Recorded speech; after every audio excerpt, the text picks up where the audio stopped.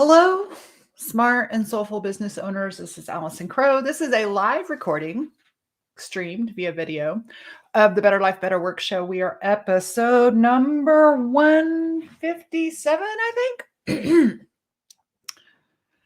Y'all, shit, I've been learning some stuff and I'm going to share it with you because I want you to learn it too. I don't want it to have to take you 50 years to learn. My intellect. Don't you love when someone's like, I'm so fucking smart? My thinking parts, my thinking self, my mental capacity has been a primary leader in my life. I love to think. I love to learn. I love to learn. I love to think. I love to learn. I love to think. And I'm scared of dancing. Okay. So for some of you, especially those of you who get embodiment, you probably don't need to listen to the rest of this. But for most of my life, being in my head and my brainy parts and my thinking parts and my learning and strategic parts, being in my thinking has solved a lot of problems. It's created money, it's created jobs, it helped partly heal a broken heart. I'm sure it saved me somehow from things when I was a little kid, but I notice that a lot of my clients are the same as me. They're really smart people. They're really effective. And a lot of times they're really cut off from their body. And so I have a couple of really good friends who are like big embodiment people, and they used to scare me. I've hired some of them to come and teach to my clients. My portal to this was painting. Painting started in my 40s, and painting was the beginning of me understanding my emotions outside of my intellect. And painting for me is a full body experience, right? Like it requires big movements. Okay, so what I want to tell you is about these fucking fire ants. And a couple of months ago, so I've been doing some really deep inner work with a therapist. I will just out myself. I've been doing some work on certain parts of me that get really, quote, triggered, especially around disagreement, conflict, and things that hit my deep fear of being left. And apparently the way I've always grown up and used these mental I've tried to use my brain to solve the problems of my heart. And thus depression, thus anxiety, thus overthinking. And a couple of months ago, I hit some really deep pockets in my own personal work, and there were parts of me that like did not like that I was going down into my body to feel some shit I really need to feel. And so there were parts of me that like got pissed off at my therapist and was pushing back at her and creating conflict there, or creating mental conflict where there actually was no conflict between us. And around this same time, two things happened with ants. And I just now got the fucking insight. So just trust me and listen. I went over to my friend Laura's house for a girls' night a couple of months ago, parked in her driveway. The next day, I had ants all over my car. They were sugar ants and maybe they were fire ants. I remember getting stung a few times, but my paid-for truck was covered in ants. And I went and got them out, and they still were covered in ants. And it took me about a week to fully get rid of the ants. I will say that little air blower from the car wash was super helpful. Like not just wiping them out, but blowing them out. So apparently if you park on an ant pile, or maybe they drop down from the trees, but somehow the ants got all in my car. Fire ants, right? So fire ants. And yes, a couple stings.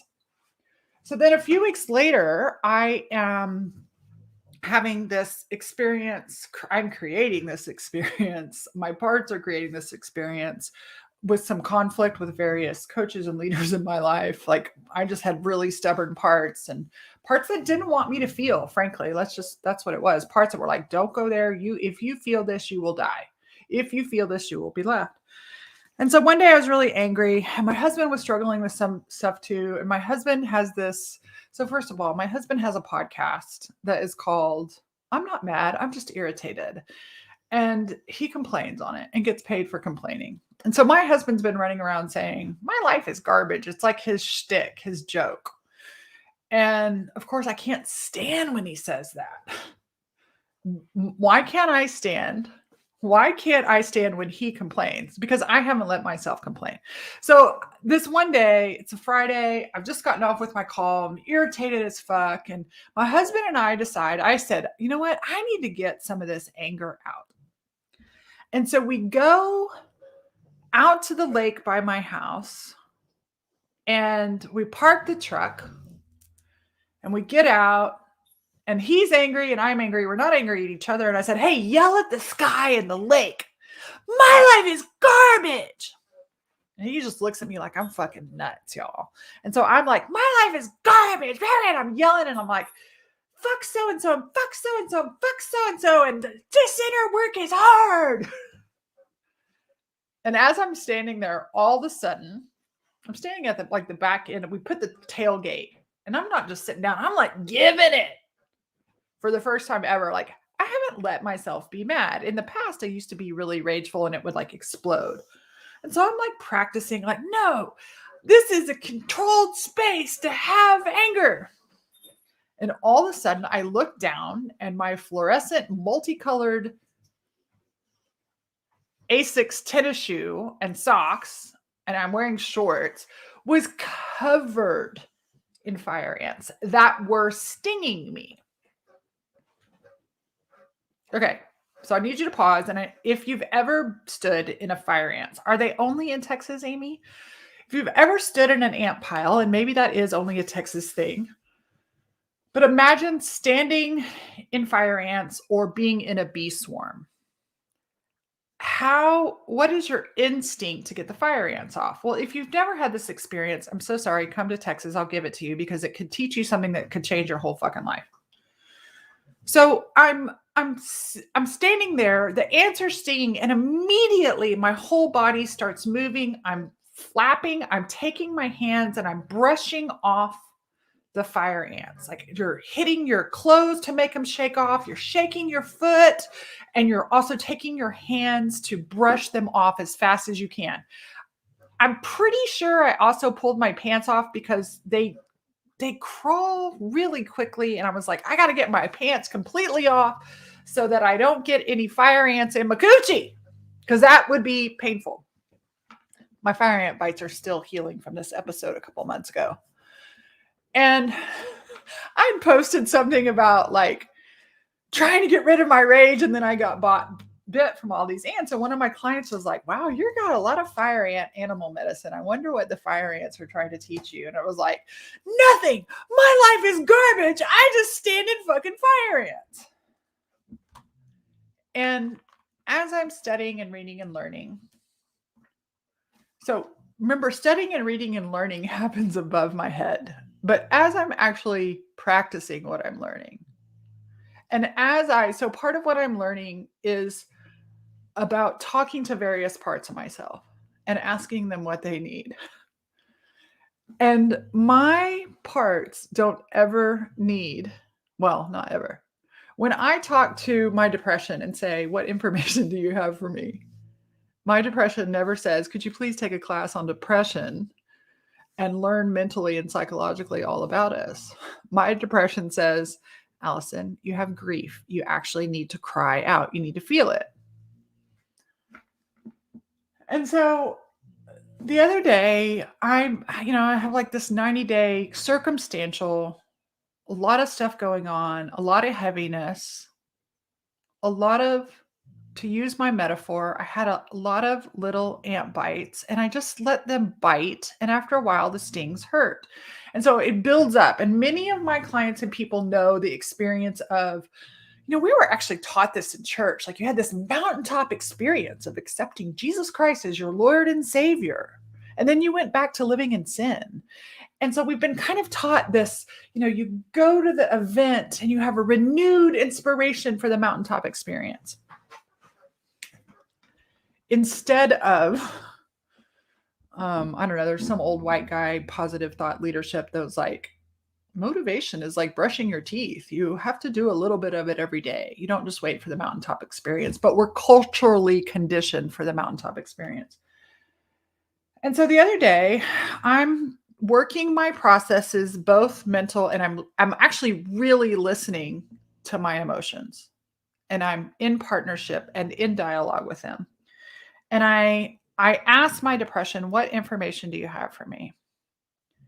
And she says, "We are clogged with emotion and feelings. There's some things you actually need to feel and you need to stomp into the ground." And so I went for a walk. Instead of, normally I lay in bed and I kind of ruminate and consciously complain in my own self. And my depression said, "You need to move this out of your body."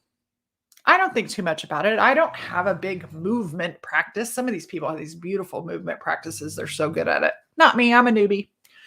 And so I go for a walk. And on my walk, I'm listening to a book about emotions, like feeling my head, but I'm also like, I'm kind of in this practice of like, when I walk, I can stomp. And with my stomps, I'm doing this thing called conscious complaining. And I'm like, I'm frustrated at this and I'm mad at this. And this is a whole nother thing. And I'll do an episode on conscious complaining, but I'm discharging this from my system because for me, what depression has been was depressing all these things down inside of me.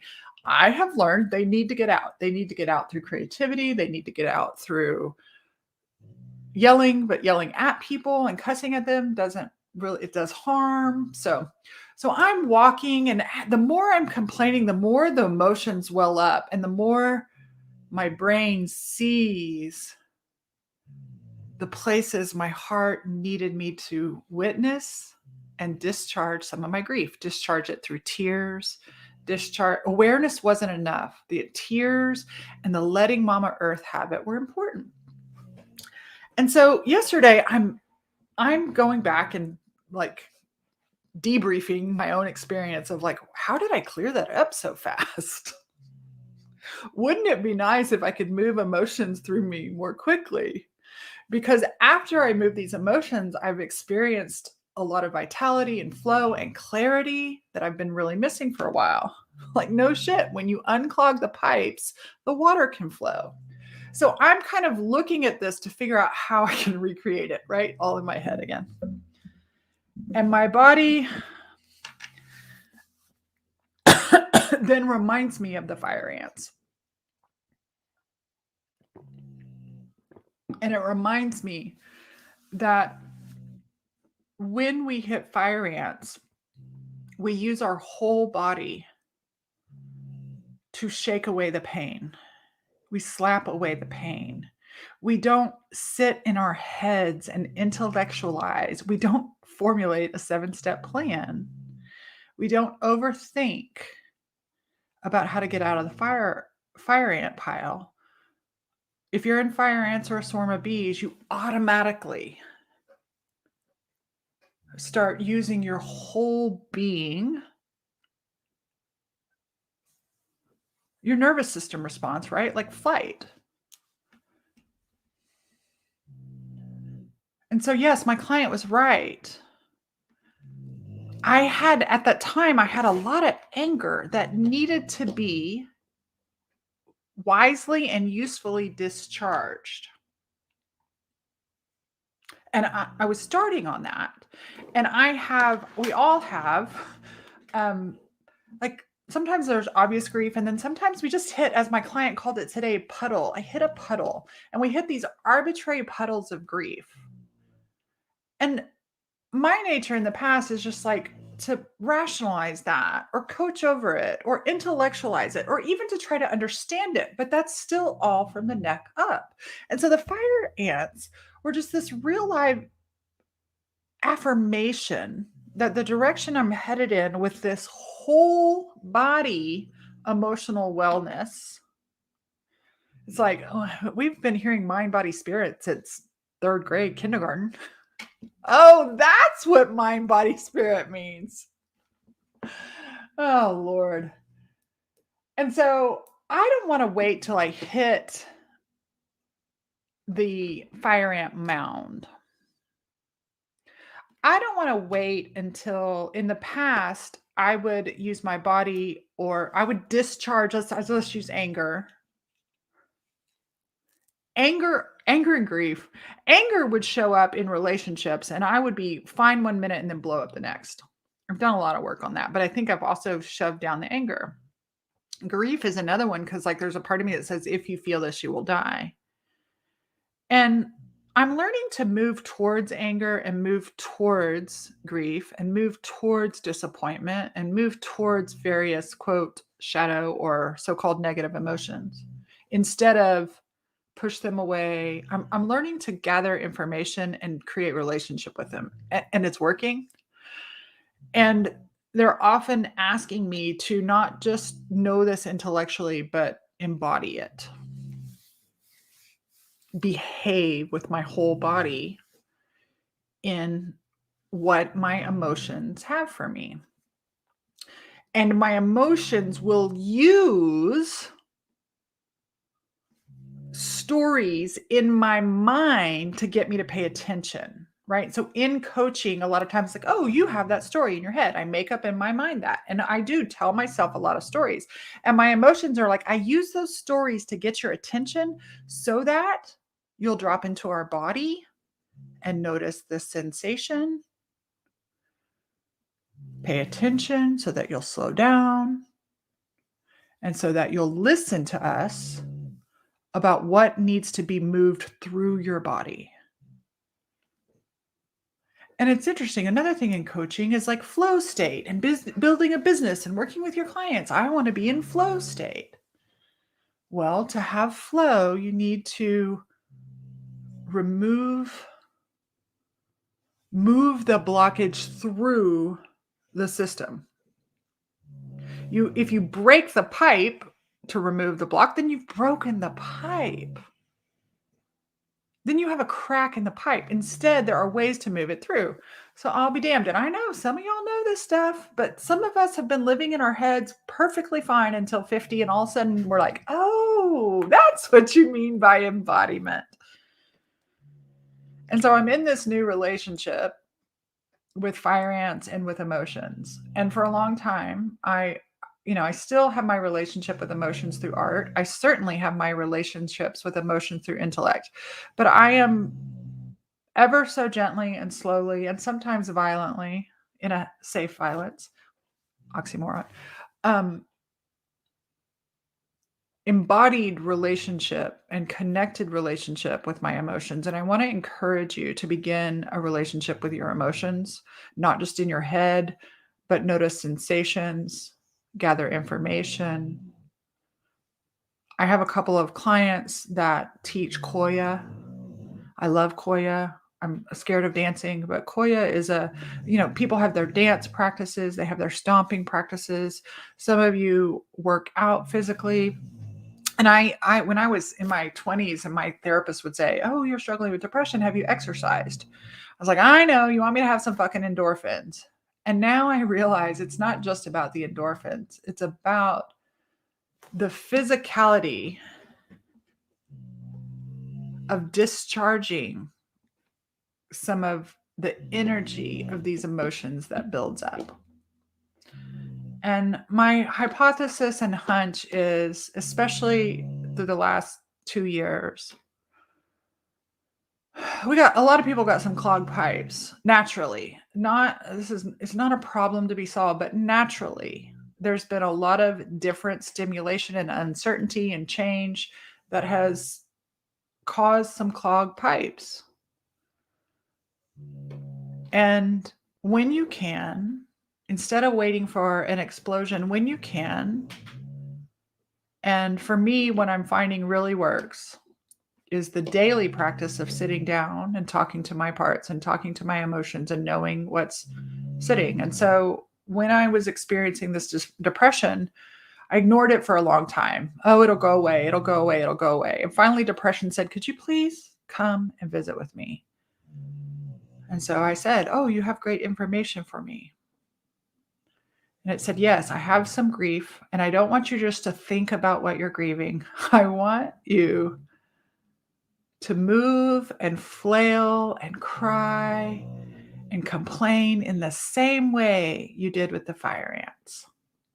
And I don't want you to do it on your husband or your kids or your dogs or your clients or your business. I want you to do it consciously. And I did. And then flow came back fairly quickly. And I don't know, maybe it's because I let depression run its course, but what if I had been able to do that 3 weeks earlier? What if when the emotion came, instead of waiting for the symptoms, what if instead of waiting for the symptoms, self-care is not about eliminating the symptoms, but meeting and connecting with and nourishing the source as it arises? So that's what I wanted to share with y'all. Those fucking fire ants, man. They're like, move your hands, move your body, scream, slap, do what you need to do. And so I'm realizing, like, we need to be brushing. We need to be stomping into the earth. We need to be yelling at the sky. I have a friend that lost quite a few family members. I thought it was 7, and I wanted to say, she said 16 family members. Fuck me, have died in the last 7 years. And she was staying in the mountains, and I was like, hey, I want to remind you. She was telling me, she's like, I have some grief. Like, she's intellectually saying, I have some grief to process, but I keep holding it at bay.